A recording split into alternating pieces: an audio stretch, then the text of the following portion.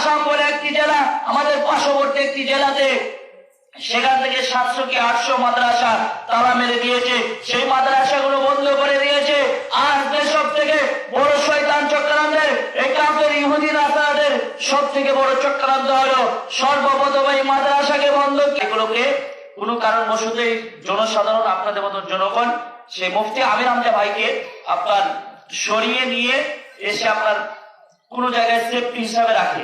24 নম্বর পারা, 19 নম্বর পেজ, কত বলা, পৃষ্ঠার নম্বর কত, 19, লাইন নম্বর 3, কত 3।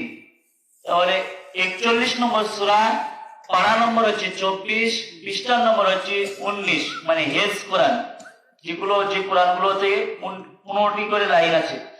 তাহলে 41 নম্বর সূরা, 24 নম্বর পারা, 19 নম্বর পেজের পৃষ্ঠার মধ্যে 3 নম্বর লাইনে আল্লাহ সুবহানাহু ওয়া তাআলা কি বলছেন, আমরা সেই ব্যাখ্যাতে চলে যাব। আল্লাহ সুবহানাহু ওয়া তাআলা বলছেন, ইন্নাল্লাযীনা, অবশ্যই যারা, ক্বালু রাব্বুনা আল্লাহ, আল্লাহ আমার রব, এই কথা বলে। আচ্ছা বলুন, আমরা তো সকলে বিশ্বাস করি আল্লাহ আমাদের এক রব? সকলে হাত করে বলুন, সকলে আমরা বিশ্বাস করি ইনশাআল্লাহ। আমাদের আওয়াজ, আমার সাথে কথা বলবেন, তাহলে আওয়াজ করে মজা পাবো, কথা বলে আলোচনা করে। তাহলে ক্বালু রাব্বুনা আল্লাহ, আমরা আল্লাহ আমার রব, এই কথা আমরা বলি, তাই তো? কি বলছেন আপনারা? একটু জোরে আওয়াজ দিয়ে বলুন, আল্লাহ আমাদের রব, এই কথা তো আমরা বলি। আমাদেরকে যখন আমাদের রূহ থেকে তৈরি করা হয়েছিল, সৃষ্টি করা হয়েছিল, যখন আল্লাহ সুবহানাহু ওয়া তাআলা আমাদেরকে বলেছিলেন রূহের সামনে, আলাস্তু বিরাব্বিকুম, আল্লাহ বলেছিলেন তোমাদের কি আমি রব? তখন আমরা বলেছিলাম ক্বালু বালা, অবশ্যই আপনি আমাদের রব। আজকে মুসলমান, আজকে এই মুসলমানের সন্তানরা দুনিয়ায় আসার পরে শয়তানের ওয়াসওয়াসার মাধ্যমে, শয়তানের ধোঁকার মাধ্যমে আজকে বিভিন্ন রকম কুমন্ত্রণার কারণে আমরা ইসলামের কাজগুলো করতে পারি না। বড় ব্যর্থ লাগে, বড় দুঃখ লাগে, বড় কষ্ট লাগে। আমাদের এটা দুর্বলতা। শয়তান আপনাকে চাইবে, এই আয়াতটি এসেছে সূরা ইউসুফের মধ্যে 7 নম্বর আয়াতের শেষের অংশে। আল্লাহ তাআলা বলছেন, ইন্নাশ শাইতানা লিল ইনসানি আদুব্বুম মুবিন, নিশ্চয় মানুষের জন্য প্রকাশ্যে শত্রু শয়তান। প্রকাশ্যে শত্রু কে? মানুষের জন্য শত্রু হচ্ছে প্রকাশ্যে শয়তান। আপনাকে শয়তান চাইবে সব সময় আপনাকে ওয়াসওয়াসা দেওয়ার জন্য, ধোঁকা দেওয়ার জন্য। আচ্ছা বলুন, আপনারা শেষ পর্যন্ত আলোচনা শুনে যাবেন তো আমার সাথে? আমি ভারতীয় মেহমান, শুধু আপনাদের জন্য এসেছি, এই রিমন ভাইয়ের ভালোবাসার মাধ্যমে আজকে আপনাদের কাছে দোয়া নেওয়ার জন্য এবং দোয়া দেওয়ার জন্য। আমি শুধু ভারত, পশ্চিমবঙ্গ রাজ্য, মুর্শিদাবাদ, কলকাতা মুর্শিদাবাদ থেকে আপনাদের কাছে এসেছি। সকলে আমাদেরকে মুসলমান করে যাবেন ইনশাআল্লাহ। সকলে কে কে মুসলমান করে যাবেন হাত তুলে বলুন। সকলে মুসলমান করে যাবেন ইনশাআল্লাহ। সকলে ইনশাআল্লাহ, সকলে আমার সাথে মুসলমান করে যাবেন এবং দোয়া নিয়ে যাবেন। আল্লাহ তাআলা আপনাদের নিজের মাকসুদ গুলোকে পূরণ করবে ইনশাআল্লাহ। যে কথা বলছিলাম আমরা, তাহলে প্রকাশের সূত্র হচ্ছে মানুষের জন্য কে? শয়তান। একটু জোরে বলেন, কে শয়তান? তাহলে আমরা জানি যে আমাদের সব থেকে বড় সূত্র হচ্ছে শয়তান। এই শয়তান মার্কা কিছু মানুষও আছে নাকি? কি বলছেন? যেমন এই ইসলাম ধর্মকে কোরআন শরীফের মধ্যে 155 নম্বর আয়াত সূরা বাকারার মধ্যে এসেছে। আল্লাহ সুবহানাহু ওয়া তাআলা বলছেন,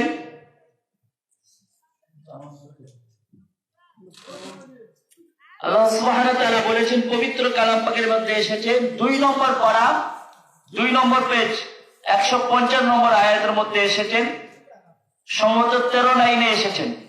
তো আল্লাহ সুবহানাহু ওয়া তাআলা বলছেন, ওয়ালা নাবলুওয়ান্নাকুম বিশাইইম মিনাল খাউফি ওয়াল জু'i ওয়া নাকসিম মিনাল আমওয়ালি ওয়াল আনফুসি ওয়াস সামারাত ওয়া বাশশিরিস সাবিরিন।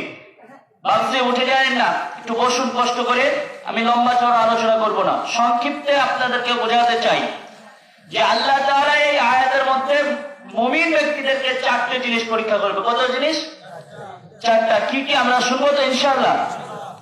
4টা জিনিসে যদি মুমিন ব্যক্তি সফলতা অর্জন করতে চায়, এবং এই চারটা জিনিসের মধ্যে মুমিন ব্যক্তি যদি ধৈর্য ধারণ করে, আল্লাহ তাআলা বলেন পবিত্র কালাম পাকের মধ্যে, ইন্নাল্লাহা মা'আস সাবিরিন, আল্লাহ সুবহানাহু ওয়া তাআলা সবর কারনেওয়ালাদেরকে পছন্দ করে।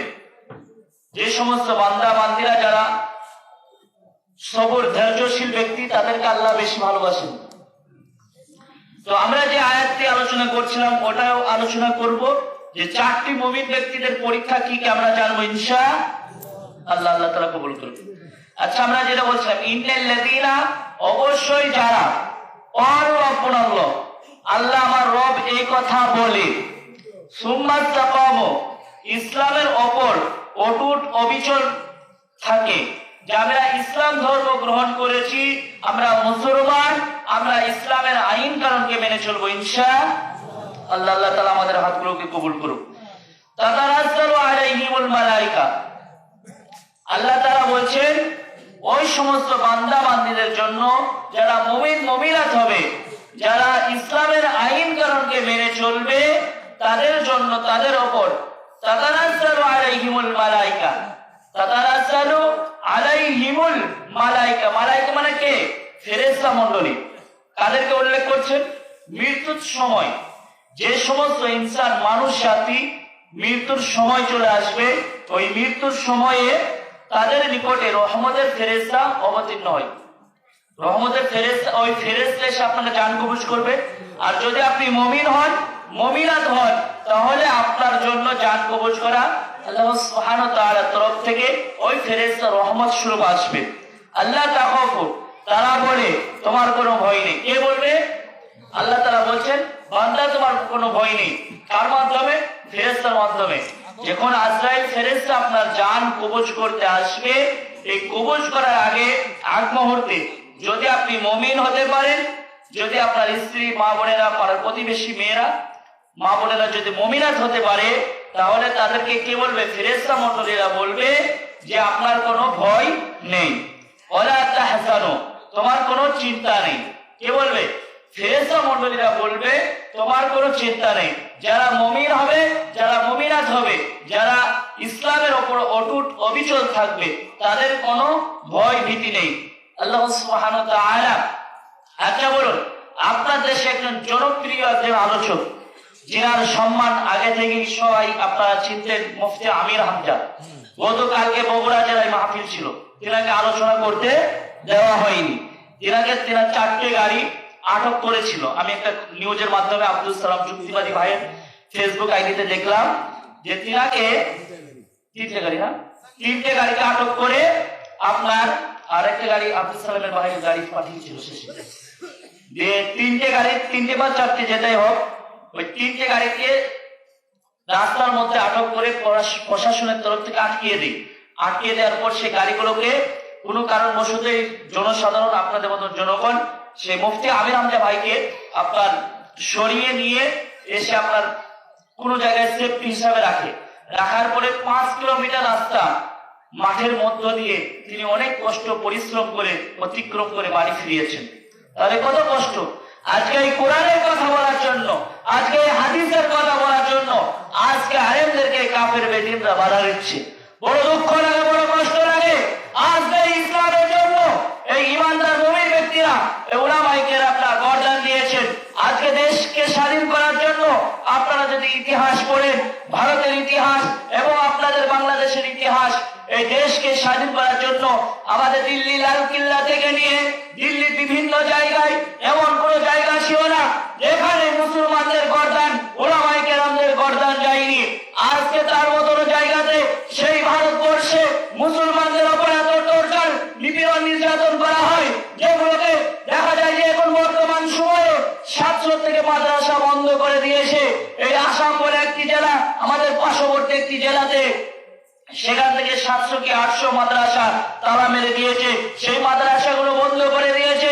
আর সব থেকে বড় শয়তান চক্রান্তের, এই কাফের ইহুদি নাসারাদের সব থেকে বড় চক্রান্ত হলো সর্বপ্রথম এই মাদ্রাসাকে বন্ধ কিভাবে করা যায়, তারপরে মসজিদকে কিভাবে বন্ধ করা যায়, এই মসজিদগুলোকে রাম মন্দির বলে চালাচ্ছে। আজকে কি আমাদের মুসলমানদের অন্তর কাঁপে না? আজকে আমাদের দেশের কর্ম আমাদেরকে তৈরি হতে হবে, আমাদের ইমানকে মজবুত করা লাগবে। মুসলমান ধর্মদের মধ্যে তাদের নিজেদের মধ্যে ঝগড়া ঝামেলা সৃষ্টি হয়ে আছে। আজকে ঝগড়া ঝামেলার জন্য আজকে মুসলমানরা এই মুসলমান জাতি ঐক্যবদ্ধ নেই বলে কাফের বেদিনরা এই মুসলমানের উপর দিনের পর দিন টর্চার করে যাচ্ছে। আজকে দেশ স্বাধীন করার জন্য, ভারতবর্ষকে স্বাধীন করার জন্য দিল্লি লাল কিল্লাতে এমন কোন গাছ ছিল না যেখানে 60 থেকে 70 হাজার উলামায়ে কেরাম গর্দান নিয়েছে এই ইসলাম ধর্মকে, এই দেশকে স্বাধীন করতে গিয়ে। কেননা ইসলাম ধর্ম চায় যে কাউকে কষ্ট দেবে না। আল্লাহ সুবহানাহু ওয়া তাআলা পবিত্র কালাম পাকের মধ্যে বলেন, ইন্না দীনা ইনদাল্লাহিল ইসলাম। আল্লাহ তাআলা বলেন, এই মনোনীত ধর্ম ইসলাম ধর্ম আমার কাছে সব থেকে প্রিয়। এই ধর্মের মধ্যে কোনো ভুল নেই, এই ধর্মের মধ্যে কোনো অশান্তি নেই। এই ধর্ম এই শিক্ষা দেয় না কাউকে আঘাত করার জন্য। আজকে ভারতবর্ষের মতন জায়গা, দেখুন আপনার এই ভারতবর্ষ, ইন্ডিয়া এবং বাংলা